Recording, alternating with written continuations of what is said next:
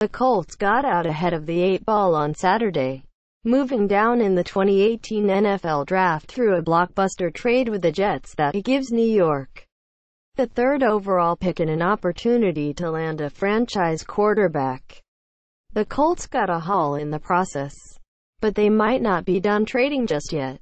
As my colleague Ryan Wilson wrote after the trade, the big move up by the Jets is great news for the Browns and Giants, but it also gives the Colts an increased amount of flexibility with their position at No. 6. Chris Ballard's move out of No. 3 was interesting, because the Colts could have conceivably waited until the draft got closer and attempted to secure a future first-round pick, but by trading with the Jets, they almost ensure their ability to move down and still secure a blue-chip player. Assuming the Browns, Jets and Broncos each take a quarterback, one of Saquon Barkley, Quentin Nelson and Bradley Chubb will be available at No. 6. The Broncos taking a QB feels like slightly less of a guarantee, but they are certainly in need of a quarterback despite signing Case Keenum. The Browns pick at No. 4 could also become a quarterback if John Dorsey decides to auction it off after the Jets make their selection. If that happens, it could mean 4 quarterbacks going in the top 5. But if it doesn't, and the Colts lose out on a blue-chip non-QB at No.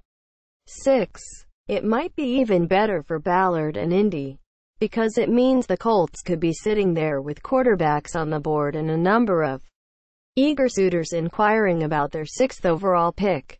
2 who stand out: the Buffalo Bills and Arizona Cardinals. 2 of the bigger losers from Saturday's trade.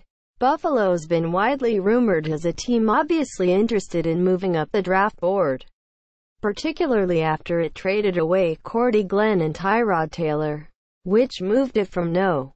21 to No. 12 in the first round and added the No. 65 pick to its arsenal. The trade value chart pegs the No. 6 pick as worth 1,600 points. The Bills could theoretically send No. 12 and a second-round pick to the Colts in exchange for No. 6. Although if the initial trade by Ballard is any indication, he's going to want more than market value for a team coming up for a quarterback. It wouldn't be prohibitive at all, though, for the Bills to utilize 2 first-round picks or a first-round pick in their 2 second-round picks. No. 53. No. 56. The latter from the Rams, in order to slide up 6 spots and grab a quarterback who falls. Likewise, Arizona at No. 15 probably recognizes the Jets' deal leaves them out in the cold when it comes to the quarterback class.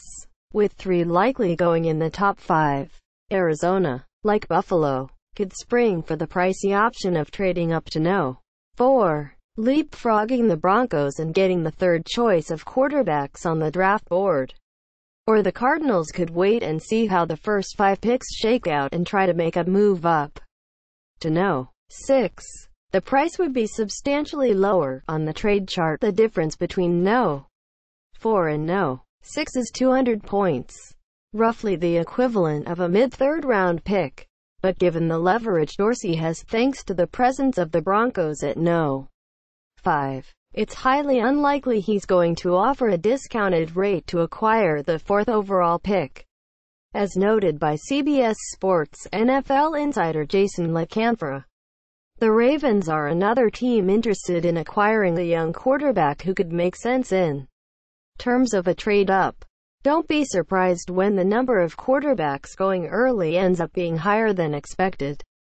Quarterback economics are real. When the supply shrinks up, demand grows and the cost of acquisition goes through the roof.